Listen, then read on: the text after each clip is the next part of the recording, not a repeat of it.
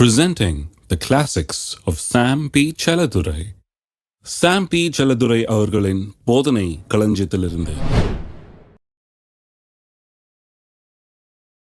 லூக்கா 6ஆம் அதிகாரத்தை நான் வாசிக்க இருக்கிறேன்.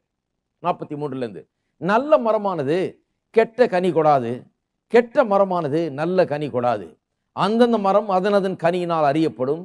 முட்செடிகளில் அத்திப்பழங்களை பறிக்கிறதும் இல்லை, நெருஞ்சி செடியில் திராட்சை பழங்களை பறிக்கிறதும் இல்லை. நல்ல மனுஷன் தன் இருதயமாகிய நல்ல பொக்கிஷத்திலிருந்து நல்லதை எடுத்து காட்டுகிறான். பொல்லாத மனுஷன் தன் இருதயமாகிய பொல்லாத பொக்கிஷத்திலிருந்து பொல்லாததை எடுத்து காட்டுகிறான். இருதயத்தின் நிறைவினால் அவனவன் வாய் பேசும். இந்த முதல் 3 வசனங்கள்ல ஏற்கனவே நான் அதை போதிச்சிட்டேன். இன்றைக்கு என்ன போதிக்க போகிறோம் என்கிறதுக்கு கொண்டு செல்லுகிறேன். அதனால சுருக்கமா சொல்றேன். முதல் 3 வசனங்கள் என்ன சொல்றாரு? எப்படி அத்தி பழத்தை நாம் நம்முடைய தோட்டங்களில் உண்டாக்குறோமோ, எப்படி திராட்சை பழங்களை நாம் உண்டாக்குறோமோ, அதுபோல தான் நம்முடைய வாழ்க்கையில எல்லாவற்றையும் நாம் உண்டாக்குறோம். விதைக்கிறோம், அந்த விதையை விதைத்த பிறகு அதை காத்து அதை தொடர்ந்து அதில் வேலை செய்து அது விளைகிற வரைக்கும் அதனோட கூட இருந்து ஒரு விளைச்சலை நாம் அடைகிறோம். இப்படிதான் வாழ்க்கையிலும் அப்படின்னு சொல்றாரு. அத்தி பழங்கள் எப்படி உண்டாகிறதோ, திராட்சை தோட்டத்தில் திராட்சை பழம் எப்படி உண்டாகிறதோ, அதுபோலதான் மனுஷன் தன்னுடைய இருதயமாகிய நல்ல பொக்கிஷ சாலையிலிருந்து நல்லவைகளை கொண்டு வர்றான் நல்ல மனுஷன். பொல்லாத மனுஷன் பொல்லாத இருதயத்திலிருந்து பொல்லாதவைகளை எடுத்து காட்டுகிறான். அப்ப இருதயம் ஒரு நிலம் மாதிரியும், வார்த்தை ஒரு விதை போலவும் இருக்கிறது. ஏன்னா அடுத்த அந்த 45ஆம் வசனத்துல சொல்லுகிறார், இருதயத்தின் நிறைவினால் அவனவன் வாய் பேசும். அப்ப இந்த வாய் பேசுறது ரொம்ப முக்கியம் பாருங்க. ஏனென்றால் இந்த வாயில பேசுறதுதான் இருதயத்துல போகிறது. இருதயத்தின் நிறைவினால் அப்புறம் வாய் பேசுகிறது. வாயை கொண்டுதான் இருதயத்தை நிரப்புகிறோம். உங்களுடைய இருதயத்தை எதனால் நிரப்புகிறீர்கள் என்பது உங்களுடைய வாயில என்ன இருக்கிறது என்பதை பொறுத்து இருக்கிறது. இதுதான் இயேசு போதிக்கிறார். ஒரு பெரிய போதனையை கொடுக்கிறார். ஏதோ ஒன்றை வச்சுட்டு இன்னொன்று நடக்கும் நம்பக்கூடாது, நம்ம எதிர்பார்க்க கூடாது. நாம் எதை விதைக்கிறோமோ அதைத்தான் அறுக்க போகிறோம் என்று அந்த ரீதியில சொல்றாரு. அப்ப அதுதான் முதலாவது காரியம். அதை சொல்லிட்டு அடுத்த வசனம் ரொம்ப முக்கியம். என்னை ஆண்டவரே ஆண்டவரே என்று நீங்கள் சொல்லியும் நான் சொல்லுகிறபடி நீங்கள் செய்யாமற் போகிறது என்ன? இந்த சொல்லுகிறபடி செய்யாமற் போகிறது என்னங்கிறது இப்ப சொன்னார் பாருங்க, அது சம்பந்தப்பட்டது. வாழ்க்கையில நல்லது நடக்க வேண்டும், எனக்கு வாழ்க்கை மாற வேண்டும், நான் செழிப்பா இருக்க வேணும், ஆசீர்வாதமா இருக்க வேணும், சுகமா இருக்க வேணும், என் குடும்பம் நல்லா இருக்க வேணும், அப்படி இருக்க வேணும், இப்படி இருக்கணும் சொல்றீங்களே. அதுக்காக ஆண்டவரே ஆண்டவரேன்னு எங்கெல்லாம் போய் ஜெபம் பண்ணிக்க முடியுமோ அங்கெல்லாம் ஜெபம் பண்ணிக்கிறீங்க, எங்கெல்லாம் அழுக முடியுமோ அங்கெல்லாம் அழுகிறீங்க, எங்கெல்லாம் எழுதி போட முடியுமோ அங்கெல்லாம் எழுதி போடுறீங்க. ஆண்டவரே ஆண்டவரேன்றீங்க. ஆனால் நான் சொல்லுகிறபடி நீங்கள் செய்யாமற் போகிறது என்ன? அது எப்படி மாறணும்னு நான் சொல்றேனே, எப்படி மாறும் என்று நான் சொல்லி கொண்டிருக்கிறேன், அதை மட்டும் செய்ய மாட்டேங்கிறீங்களேன்றார்.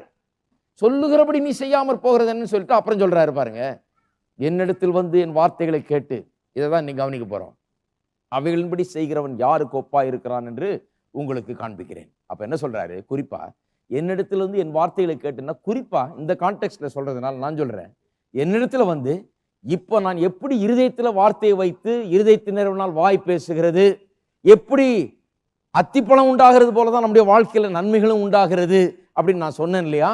அந்த வார்த்தைகளும் கேட்டு அதன்படி செய்கிற மனுஷன், என்னுடைய இந்த போதனையை பின்பற்றுகிற மனுஷன் வாழ்க்கையில் எப்படி நல்ல காரியங்களை உற்பத்தி பண்ணுகிறது என்கிற போதனையை நான் கொடுத்திருக்கேன் இல்லையா? அதனால இந்த சும்மா ஆண்டவரே ஆண்டவரேன்னு கத்து பக்தி மார்க்கத்தில் வாழ்ந்துட்டு இருக்கிறது நிறுத்திட்டு ரியாலிட்டிக்கு வரணும். சத்தியத்தை அறிவீர்கள், சத்தியம் விடுதலையாக்கும் சொல்லி இருக்குது. ஆகவே சத்தியத்தை பிடித்து கொண்டு என்னுடைய வார்த்தைகளின்படி செய்கிற மனுஷன் எப்படி இருப்பான், அவனை யாருக்கு ஒப்பிடுவேன் என்று சொல்லி அவனை எப்படிப்பட்ட மனுஷனா இருப்பான் சொல்லுகிறார். நான் சொல்லுகிறேன், இன்றைக்கு ஆரம்பித்து நீங்கள் ஒரு புதிய எதிர்காலத்தை நீங்கள் உருவாக்கலாம். இயேசுவினுடைய இந்த போதனை எடுத்துக்கொண்டு இருதயத்தின் நிறைவினால் தான் வாய் பேசும். இருதயத்தை முதல்ல வார்த்தையில் நிரப்பணும், வார்த்தையில் நிரப்பின பிறகு இருதயத்திலிருந்து வாய் பேச வேணும். அப்படிதான் நம்ம காரியங்களை உற்பத்தி பண்ண போகிறோம் என்கிற இந்த போதனை எடுத்துக்கொண்டு அதை வாழ்க்கையில கடைபிடிப்பீர்கள் என்றால் உங்களுடைய புதிய எதிர்காலத்தை உருவாக்குறதுக்கு ரொம்ப நாள் ஆகாது. அப்படிப்பட்ட ஒரு மனுஷன் எப்படி இருப்பான் சொல்றாரு பாருங்க, 48ஆம் வசனம். ஆழமாய் தோண்டி, எல்லாம் சொல்லுவாங்க ஆழமாய் தோண்டி, கற்பாறையின் மேல் அஸ்திபாரம் போட்டு, எல்லாரும் வீடு கட்டுகிற மனுஷனுக்கு ஒப்பா இருப்பான். ஆழமாய் தோண்டி கற்பாறையின் மேல் அஸ்திபாரம் போட்டு வீடு கட்டுகிற மனுஷன் வாழ்க்கை எப்படி கட்டுறதுன்னு பேசிட்டு இருக்காரு. வீடு சும்மா செங்கல் மேல செங்கல் வச்சு கட்டுறது அல்ல, யார் வேணா கட்டிடலாம். வாழ்க்கையை எப்படி அஸ்திபாரம் போட்டு கட்டுறது? எப்படி எந்த அஸ்திபாரத்தில் வாழ்க்கையை கட்டுறது?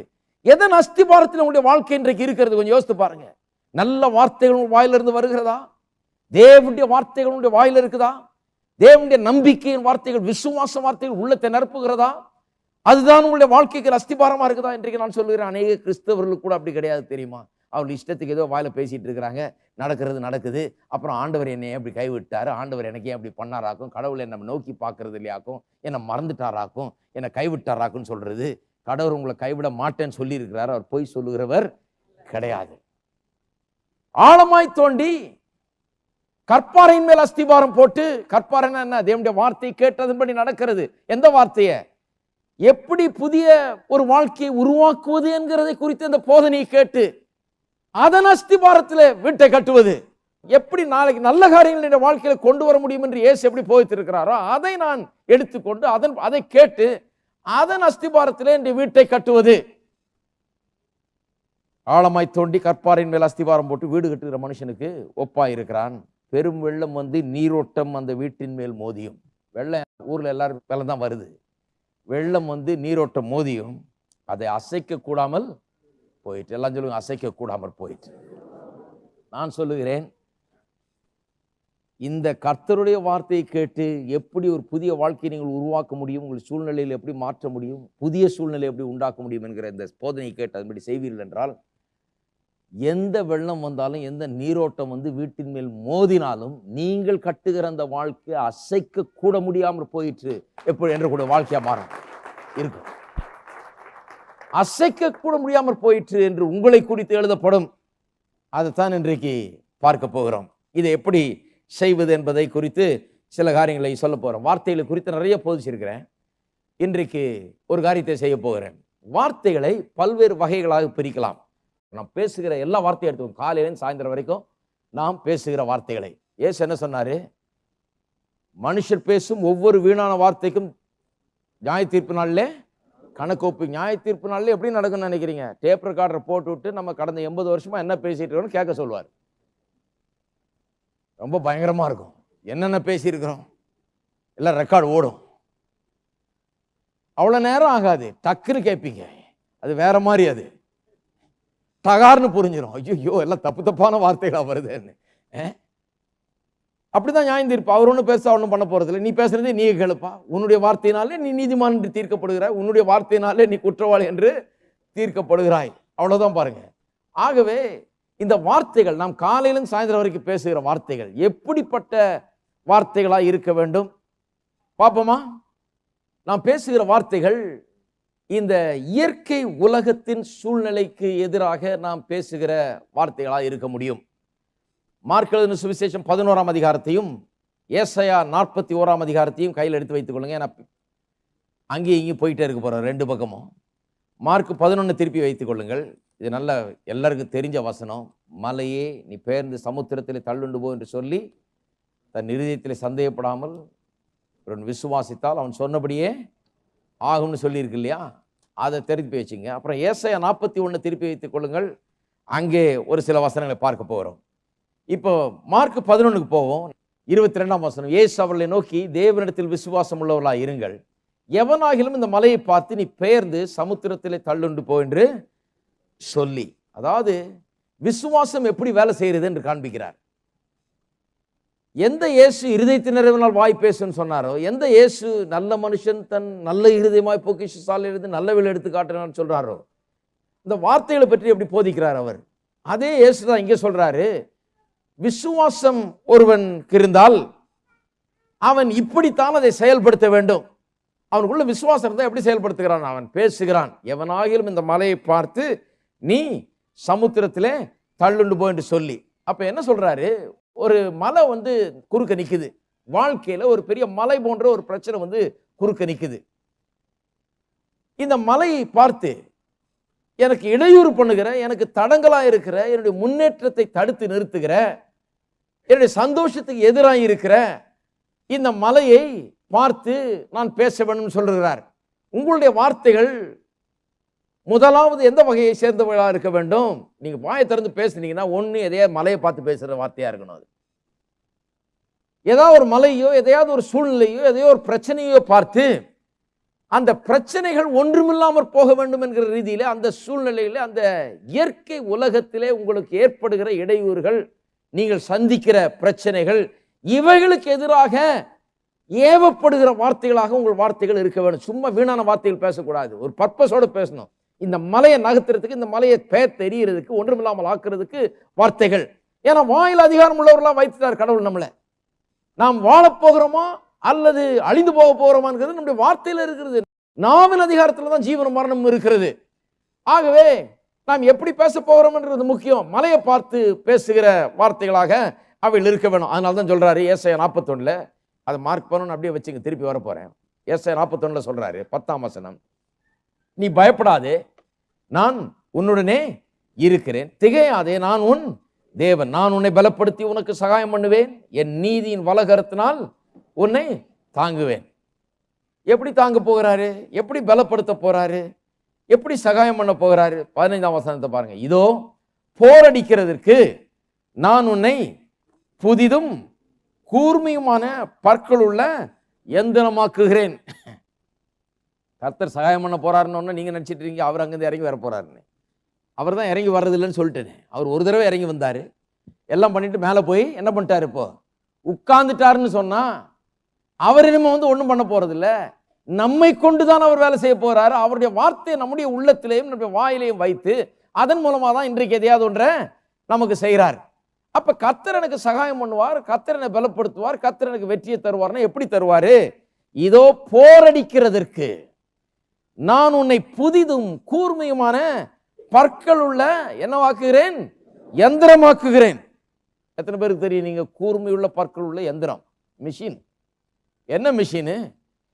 கடிச்சு ஒன்றும் இல்லாமல் தூள் தூளாக்குற மிஷின் மாதிரி உங்களுடைய வாயை கர்த்தர் அப்படிப்பட்ட ஒரு அதிகாரத்தை, அப்படிப்பட்ட ஒரு வல்லமையை, சக்தியை கர்த்தர் உங்கள் வாயில கொடுத்திருக்கிறார்.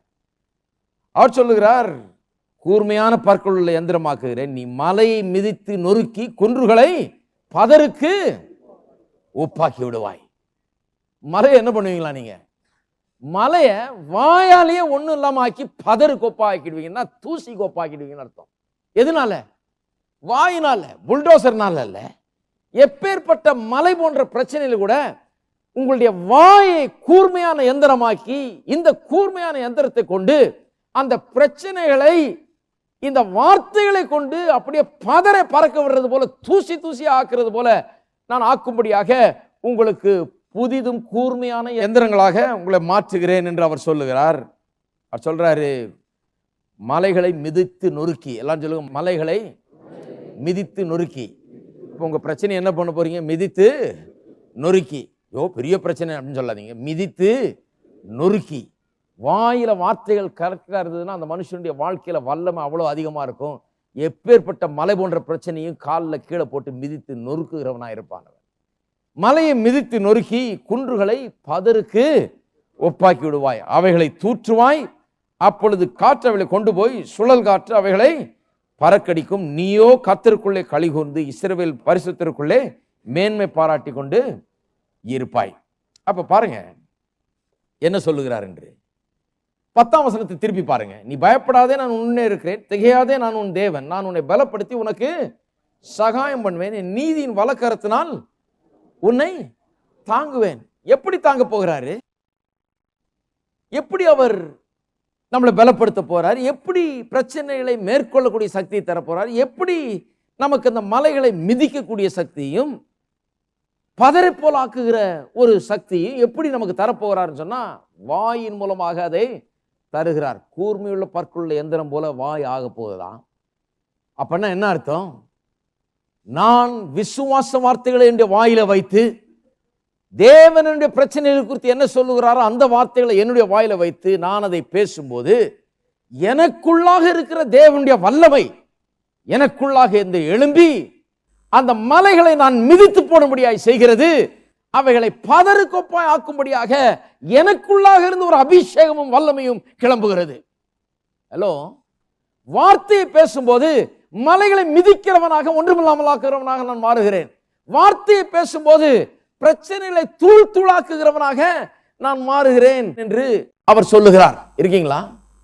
அப்ப பாருங்க எவ்வளவு ஒரு அற்புதமான ஒரு காரியம் என்று சொல்லி. அப்ப நான் வார்த்தையை பேசும்போது என்னுடைய பிரச்சனைக்குள்ள ஏதோ நடக்குது. நீங்க சொல்லலாம், ஏன் என் வார்த்தையை பேசுறதுக்கு என் பிரச்சனைக்கு என்ன இருக்குது? என் பிரச்சனை நான் நினைச்சேன் என் மனைவி தான். என் பிரச்சனை நினைச்சேன் ஆண்டவரே இந்த பிரச்சனையை நான் எப்படி மேற்கொள்ள போறேன்னு நினைச்சேன். கடைசியில் பார்த்தா என் வார்த்தையை பேசும்போது, விசுவாச வார்த்தையா பேசும்போது என்ன நடக்குது? அந்த குடும்ப பிரச்சனைக்கு பின்னாலே இருக்கிற அந்த வேறாய் இருக்கிற காரியங்கள், அதற்கு பின்னால் இருந்து கொண்டு கிரியை செய்து கொண்டிருக்கிற காலம். அதனால தான் சொன்னேன் இல்லையா, 2 பிரமாணங்கள் வேலை செய்து கொண்டிருக்கிறது.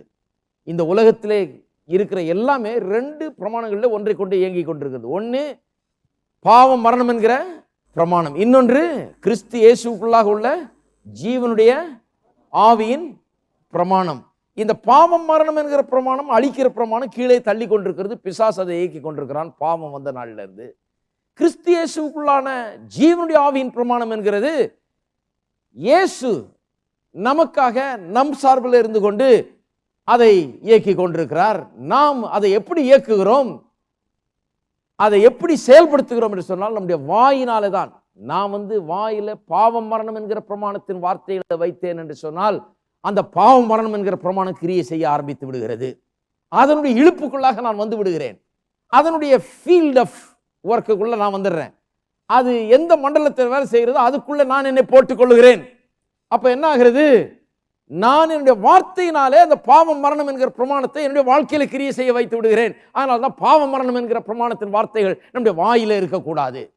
தோல்வியின் வார்த்தைகள் பாவம் மரணம் என்கிற பிரமாணத்தின் வார்த்தைகள், வியாதியின் வார்த்தைகள் பாவம் மரணம் என்கிற பிரமாணத்தின் வார்த்தைகள், தரித்திரத்தின் வார்த்தைகள் பாவம் மரணம் என்கிற பிரமாணத்தின் வார்த்தைகள், பயத்தின் வார்த்தைகள் பாவம் மரணம் என்கிற பிரமாணத்தின் வார்த்தைகள், தாழ்வு மனப்பான்மை வார்த்தைகள் பாவம் மரணம் என்கிற பிரமாணத்தின் வார்த்தைகள்.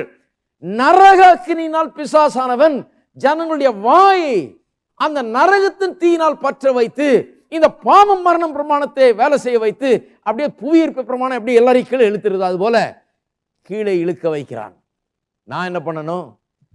என் தோல்வியும் பயத்தையும் சந்தேகத்தையும் எல்லாத்தையும் பேசுறதுக்கு பதிலாக என்னத்தை பேச வேண்டும்? கிறிஸ்து இயேசுக்குள்ளாக ஜீவனுடைய ஆவியின் பிரமாணம். அது என்ன?